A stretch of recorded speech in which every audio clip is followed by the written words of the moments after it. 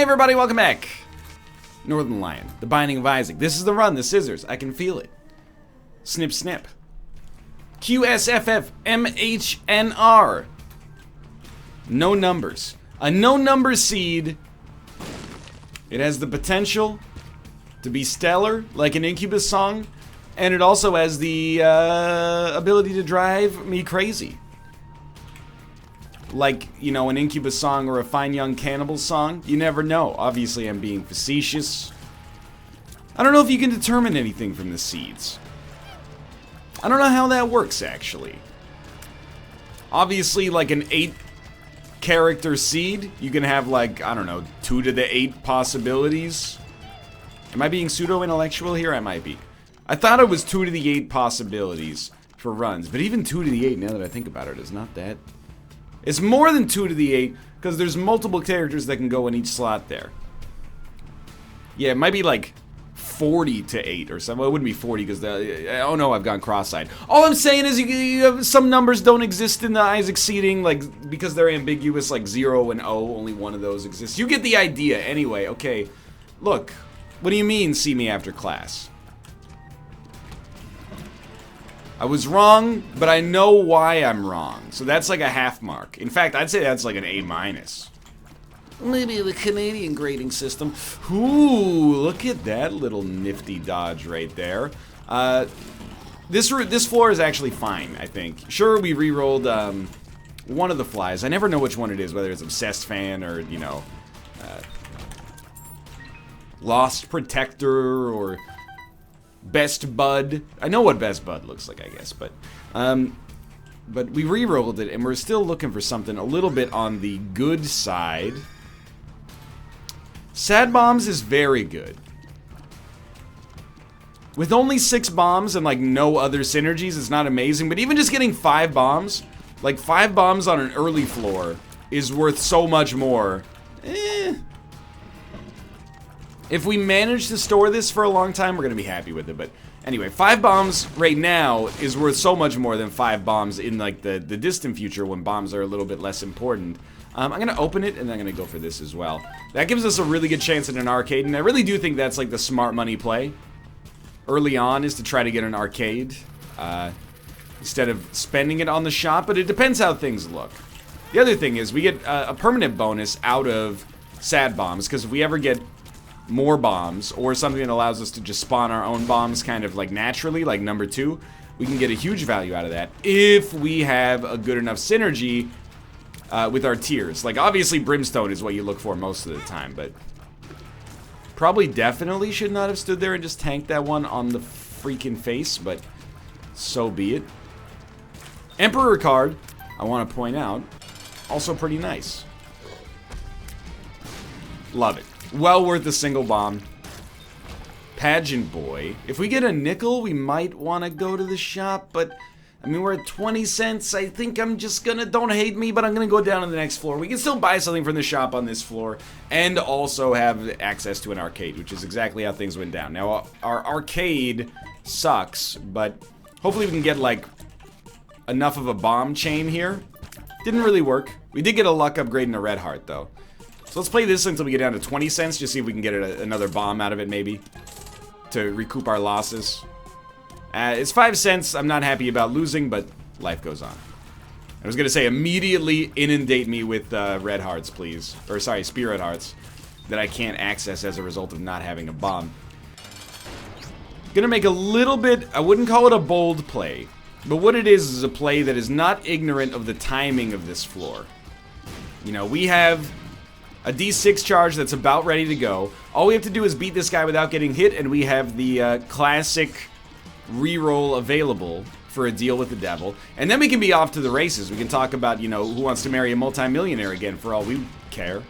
So far, so good. We love it. Wow, this is the second run in a row in which we're fighting Krampus on the first deal with the devil, which is really not good. Unless, I mean, lump of coal for free is good, but if you haven't had any, oh, you fool.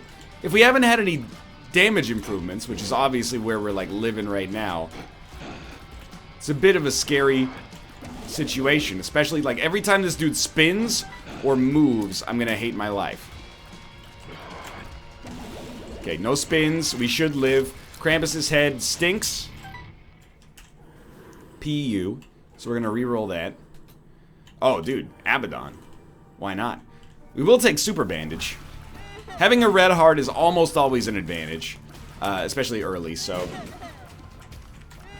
If we were later in the run, we might prefer permanent Polaroid invincibility, but for now, this is, like, absolutely the right call. I hate when the spiders get frozen, man. A frozen spider is an unpredictable spider. You ain't ever gonna see a popsicle made out of spiders. And if you do, that's a world I don't want to live in. Well, maybe. I don't know. You know, you guys see Snowpiercer? The movie where after environmental collapse, you know, these people live on a human colony that's on a fast-moving train and they, like, eat insect loaf and stuff like that. I'm speaking from experience. I haven't eaten a lot of insects, but, you know, I have eaten insect now and then in Korea. I hated it. It tasted terrible, but if it really came down to, like, you know, would you rather die or eat insect? I would eat insect. I'd prefer to eat... Like, I know everyone goes, insects are high in protein. This is like a great myth in nutrition. And I'm saying this as a licensed nutritionist, obviously. Oh, you didn't know? When you get an undergraduate degree in biology, you're automatically qualified. You're like a pseudo-doctor. You're a nutritionist, zoologist, botanist, etc., etc. It's really like the most enabling degree on planet Earth, obviously. And I'm not being sarcastic, Mom. I don't know. People always they talk about foods that like it's high in protein, and I'm like, yeah, you're right, but like, it's not necessarily the hardest nutrient to get in a Western diet. You know, protein's important, especially if you're, you know, rebuilding muscle from like an injury or you work out all the time or even regularly. Ah, dude, totally fine with that. You're gonna need some protein, but people are always like, oh, peanut butter, rich in protein. You look at a box of Special K and it's like 3 grams of protein per box. People just see the capital P and they're like, there's lots of protein in it. No, it's grain. It's a grain, you fool. I'd rather just eat like as many chickpeas as is necessary to hit that level of protein than eat another silkworm pupa. But if I had to, if it was about survival, the only thing that would change in my life, I guess, is that I would look at, let's pop it. Let's pop it. Oh my god, 2 tower cards? That's just insulting. I would look at mealtime as a daily chore instead of looking at it as a nice little relaxing endeavor. But I'd get over it. I'd be like, oh, time for another silkworm pupa meal, huh? Maybe I'd even grow to like it after a time. I don't know. I hope so, because, you know, eating is pretty dope. I love the idea that, like, at least, and again, this is kind of ignorant of the fact that, like, you know, world hunger is, like, a real thing, and even in developed countries, you know, a lot of people go to bed hungry, and I'm not trying to make light of that, but for those of us who aren't in that situation, there's some humor to be mined from the idea that, hey, we have, like, this biological impulse, we have to eat. Normally, that would be like the biggest stress in your life, or one of the biggest stresses in your life. If you were living on the, you know, the savannah 130,000 years ago. And now we're like, well, what do you want to eat? Oh, I don't know. What do you want to eat? No, I don't really feel like eating a well-balanced meal of carbohydrates, proteins, nutrients, vitamins, and minerals that are highly biologically available for me and relatively cheap in the whole scheme of things. I'd rather eat a slightly different chemical composition of biologically available macro and micronutrients in order to fulfill my daily caloric needs and maybe like have a surplus as well.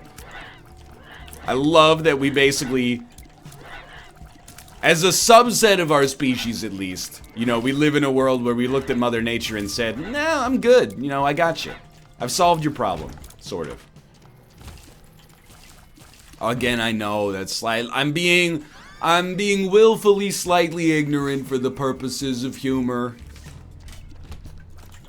I don't think too many people are going to be annoyed by that, but I thought I'd head it off at the pass regardless.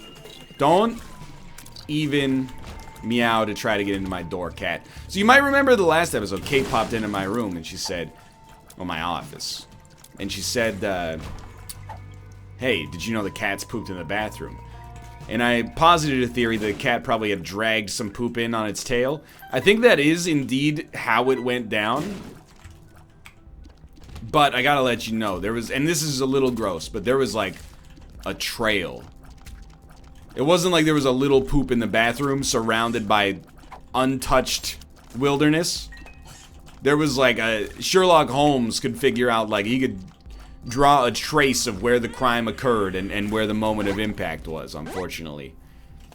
So I think I am actually going to take Burnt Penny. I think being able to get a lot of bombs with sad bombs is probably going to be worth as much or more than being able to get item rooms on the womb.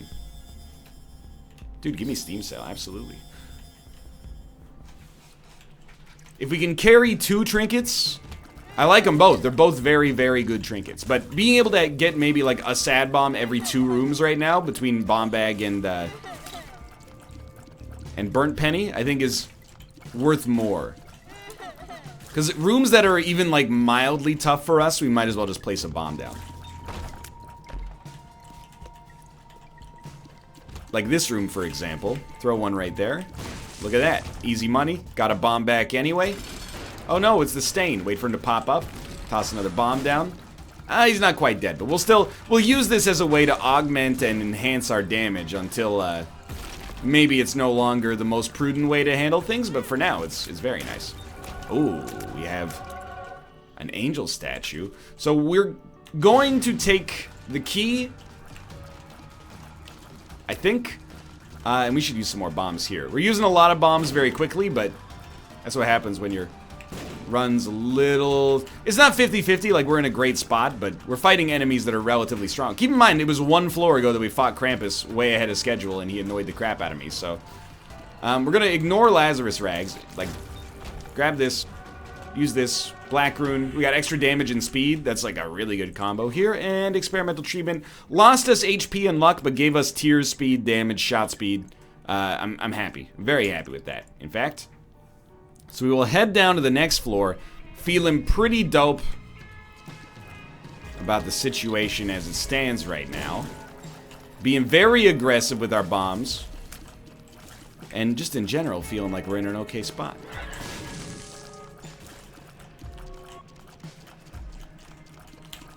If this... Okay, never mind. I got him. Alright, now we get a blood bank. Of course, as soon as we have no red hearts, the game is like, oh, you wanted that... You know that blood bank you ordered? Here you go. It's like when you go to a restaurant and it takes too long for your food to arrive. And they bring it out just as you and your significant other or the person you're dining with, you're like, should we leave? I don't know. It's really impolite. But at the same time, like, we have to stand up for ourselves and we've been waiting here a long time. But if we go to another restaurant, it's probably going to take... You know, just as long as it would if we were just waiting for the food here, which has got to be close to completion by now. You know, there's a whole, like, economics lesson that happens over the... Oh, don't mind if I do. And we're already at the boss room. I don't really want to do it yet because I want to get a battery charge if possible, but... Kind of tempting. I did that recently. I think I talked about it on the NLSS, but, you know, there's a place that... I'm not going to name it because, again, might just be one bad day, and it's a local institution, so I don't want to... The last thing I would want, this is for all you Vancouver locals out there, the last thing I would want is for this place to be replaced with, like, yet another Donnelly Group pub. You know, it's just this ownership group in Vancouver that... they buy, like... fledgling businesses and then turn them into like really corporate pubs that are relatively well run, decent food, good beer selection, but overly expensive and sanitized. You know, they lack a little bit of character, but I'm not gonna act like they're destroying the city like some people do. But anyway, I like this place. But Kate and I went, and when we walked in, it's a relatively big place. It's usually pretty busy. The hostess looked around when we entered like some horrible mistake had happened, like. And then she, like, looked at her manager. I'm assuming it was her manager. And the manager was like, yeah, just seat them. And then she's like, okay, follow me. We sat down. Didn't have any menus, so we just grabbed menus from the table next to us. And then, you know, we were ready to order, and, like, 10 minutes go by.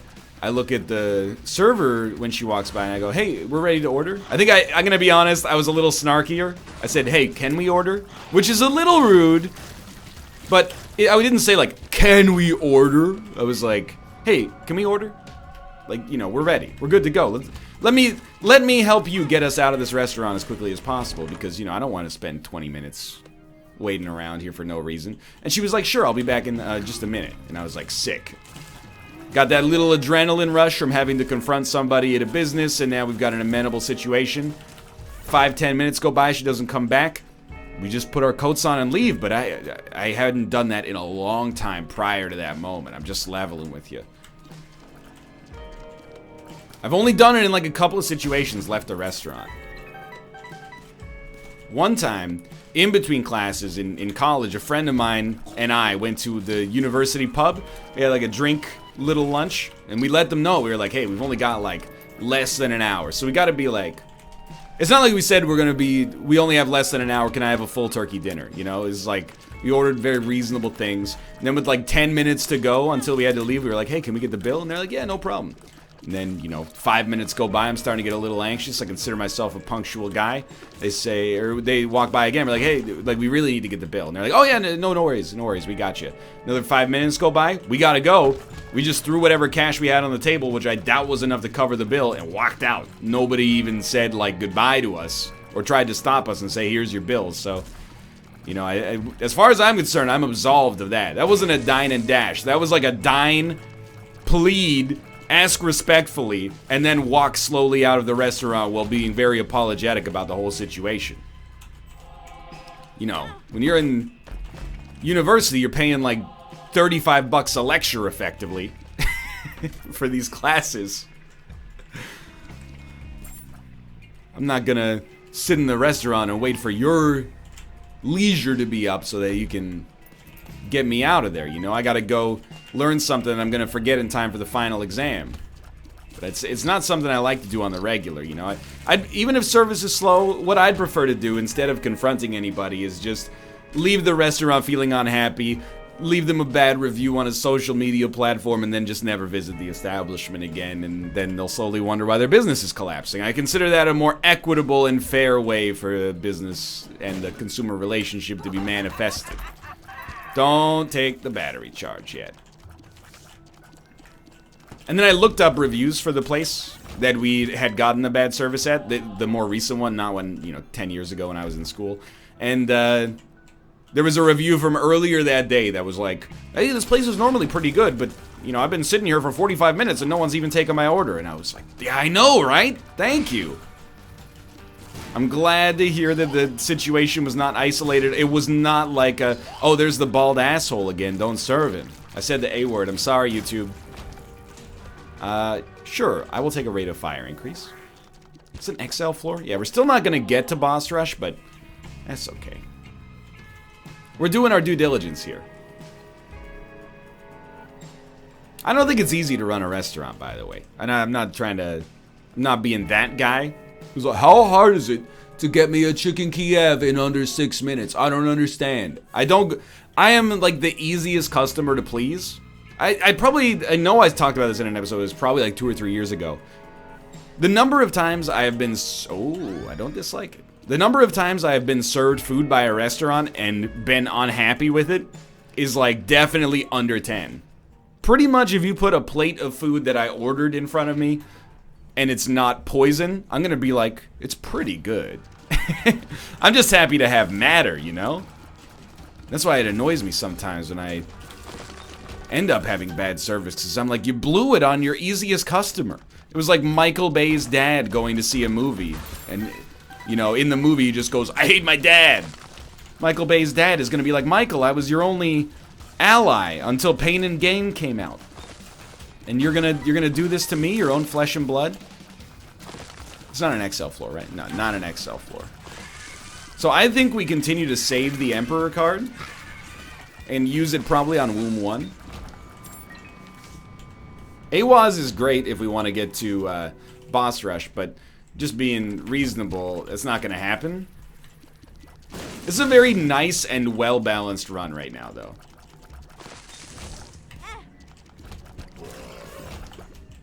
I'm loving the bomb damage. I'm loving the regular damage. Everything about this run right now is just pleasant, to be honest with you.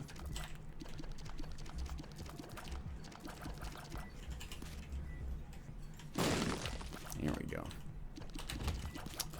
I actually don't also, and again, I want to point out, I exaggerate my own rudeness for the purposes of making these stories more humorous sometimes. Some people take them very literally. I can't believe you would leave a negative review of a local business because you had a negative experience at that local business.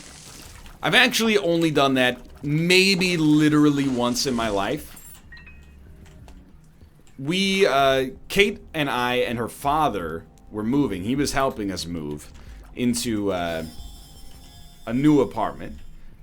And afterwards, we went to like a sushi restaurant. And we were all exhausted and tired. And we were sitting at the sushi restaurant. Is raw food assembled? We were sitting at the sushi restaurant for like an hour after ordering with no food. And then Kate's dad was like, hey, is the food coming? And they literally said, if you wanted the food quickly, you should have ordered takeout.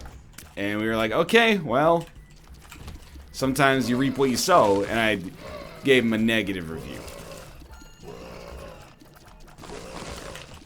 But I feel like outside of being like deliberately spoken to in a rude fashion and talked down to, I'm not the kind of guy who's gonna be like, I ordered, you know, I'm trying to think of a good ref. I ordered mashed potatoes, but they gave me French fries instead. That's almost something like, you know, they got your order wrong. It's worth leaving a negative review. But my perspective is more like sick, guilt-free French fries. I tried to not get them, and here they are. How did they know what I really wanted without me saying it? That's incredible. It's like an omakase. Okay, we gotta go back to the item room. Are you not... Who is alive here? Oh, I didn't even see it down there. It's nice to have the kind of... Oh, we're on steps 1, so we might as well go for it here. It's nice to have the kind of damage where we could get in there and mix it up with the enemy, like, right up close and personal and not be at risk of death at all. I actually think we don't want that now. We certainly don't care about old bandage. Okay, belly button.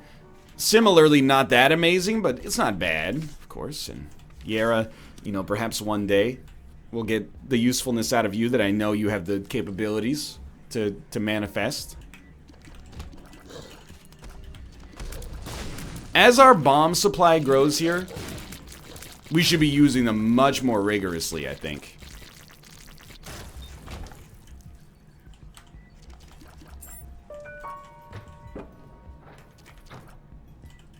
It's another Yara. You can't Yara. If we don't like our... And it's a little bit of a stretch, but if we don't like our item room, we could Yara the black rune twice and get 4 black runes. But what do... 4 black runes does nothing for us now that I think about it. 1 black rune takes the item out. So we might as well just use black rune if we don't like it. But we totally like it because it gets us closer to spun and the needle shot is decent to begin with as is. Let's get the heck out of town. We're at very, very, very minimal risk of losing this run. It's not 10 out of 10 yet, but it's like an 8 out of 10 in every category across the board. Good damage, HP, speed, you know... Deal prospects. We're in a happy state. And the stronger the run gets, the better the bombs get. And we tend to trend upwards from a bomb-related area, so... Don't think we want an Eternal Heart? We do kind of like an Ace of Spades, then. Ace of Spades. You remember the song. The Ace of Spades. The Ace of Spades. That's not, you know... I'm gonna have to give that bit like a 2 out of 10. It's not really a bit. It's just a bad joke. You're kind of putting on airs a little bit.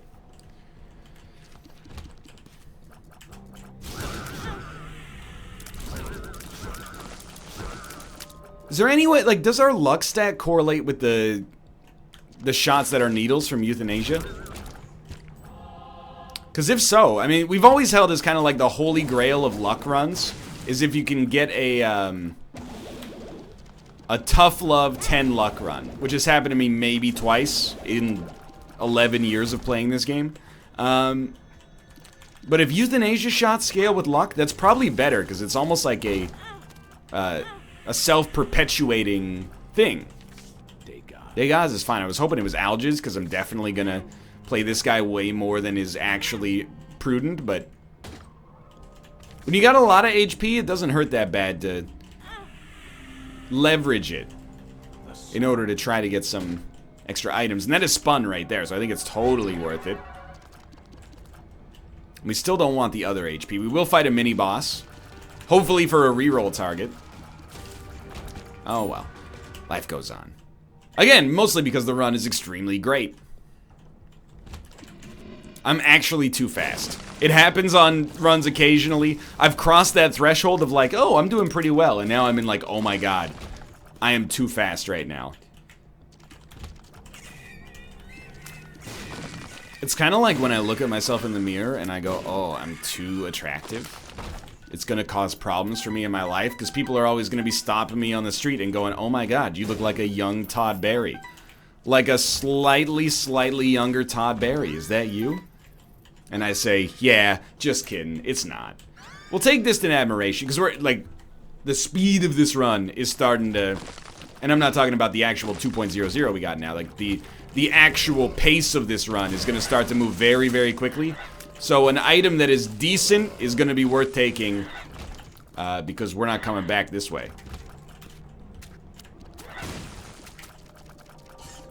24 minutes.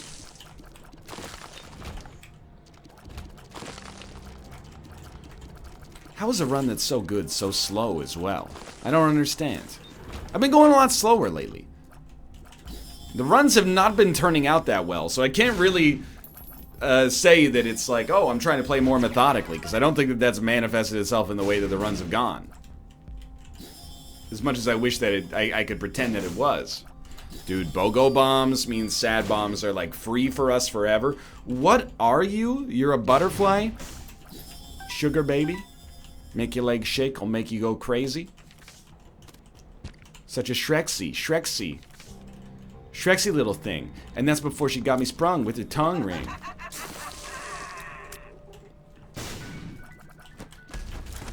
I was just thinking, like, what if you replace, like, the word sexy in every song with Shreksy? If you want my body and you think I'm Shreky, come on, baby, come on, donkey, let me know.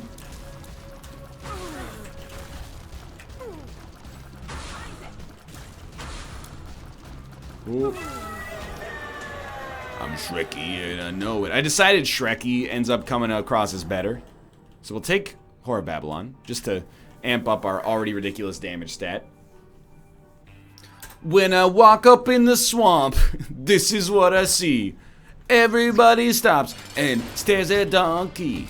I got Fiona in my shack and I ain't afraid to show it, show it, show it, show it. I'm Shreky and I... See, I actually did not know that song until I trained for Beat Fever, one of the marquee games from Champions of Fire 2.0. And then I heard that clip about 130,000 times. And now I know it.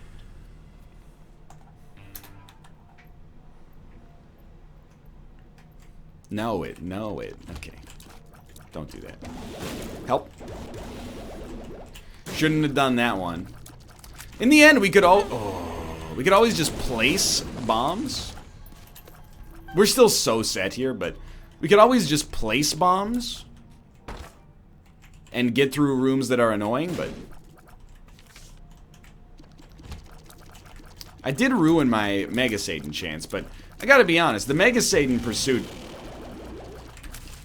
when it works, it works. But it's not really like... I fought the boss enough times that I feel like it's not really the Zane anymore, you know what I mean? Like, at some point, you've taken the same path so many times that there's... The built-in Zane factor that might have been there is diminished. I'm not gonna say completely removed, but somewhat diminished. We don't need to fight Mega Satan to have a zany run, is what I'm trying to say. Not that this run has too much Zane. Just the early sad bombs makes it, again, I want to point out, very pleasant. Pleasant is a great word for it. Sure. I'll take a rainbow, baby. Some baby made out of rainbows. I don't think there's anywhere that bit goes that ends in a good way. At best, just bad. Well, keep popping AWAs. Maybe we don't really want a black market, but if we could get HP, which we did just reroll, but if we can get a black market and then productively take HP, we wouldn't be averse to getting some essentially free shop items.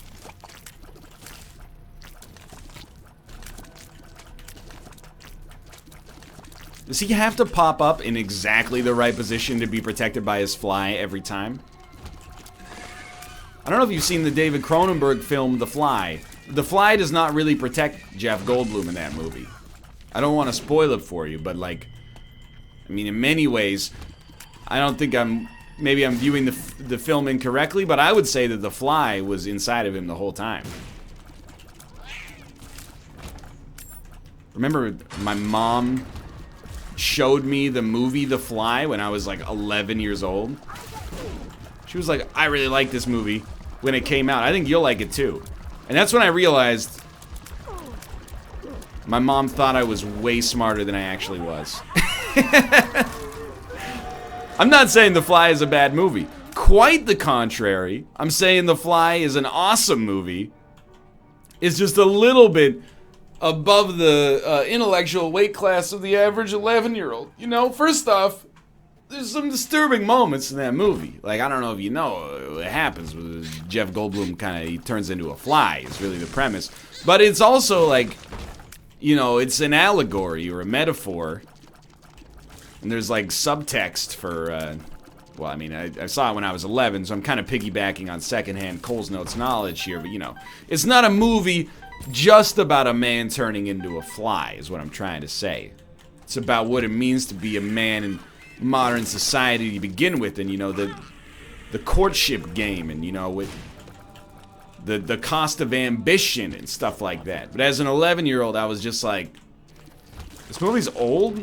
I don't get it. Like, he turns into a fly? I want to watch Triple X with Vin Diesel instead. And that's a very honest opinion for an 11-year-old to have about a David Cronenberg film. Which, again, that's when I realized my mom was being extremely complimentary. I must have misrepresented myself in some way, because she thought I was much smarter than your average 11-year-old child is. I know there's 11-year-olds that are, you know, hey, I made a 3D printer out of Lego that prints a vaccine to sickle cell anemia. Oh, NL, sickle cell anemia is a genetically transmitted disorder. You can't vaccinate against it. Especially not least of all with Lego. Extremely valid and yet logical extreme moment. We have Perthrow? We have Perthrow. Okay. I love it. I want it. I don't really care about Zodiac. I think I'm going to go for the reroll, but I will take Spider Bite. Reroll them. No thank you. Perthrow them. I don't know, Tractor Beam's a little weird. I think we should take a respawn, just on the off chance that everything goes terribly wrong.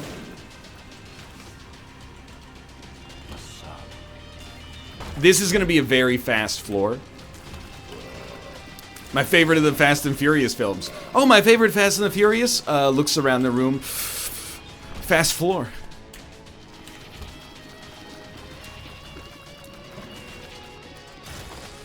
And it turns out, we're a lot more set than I thought we would be, just from these items alone. We got you, we got you.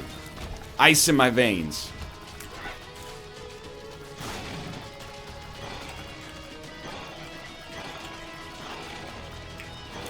Help. Who are, you're like, no, I know this. This is for like all my nerd cred is on the line. Isn't this a character from the anime Kamen Riders? Kamen Riders? Or is this like a 1980s, like this is Tim the Enchanter or something? I don't know who it is. I don't like any character that wears a mask and the mask has a goatee on it. I feel like that's like a caricature of Tony Stark. If your goatee is enough a part of your identity that you have to put it on a mask, I want to offer a potentially bold piece of fashion advice for you. Maybe don't wear a mask. Maybe you just need some sunglasses. I feel like if you are a custom mask maker and somebody comes in and says, yeah, put a goatee on that, you gotta be like, no, that's against the Hippocratic oath of my profession. I'm sorry. I do not put facial hair on the mask. I won't put a waxed mustache on it. No goatees allowed. Anyway, thanks for watching. I hope you enjoyed the episode. If you did, click the like button. It helps out a great deal. Of course, subscribe if you want to see more in the future. For now, thanks for watching, and I will see you next time.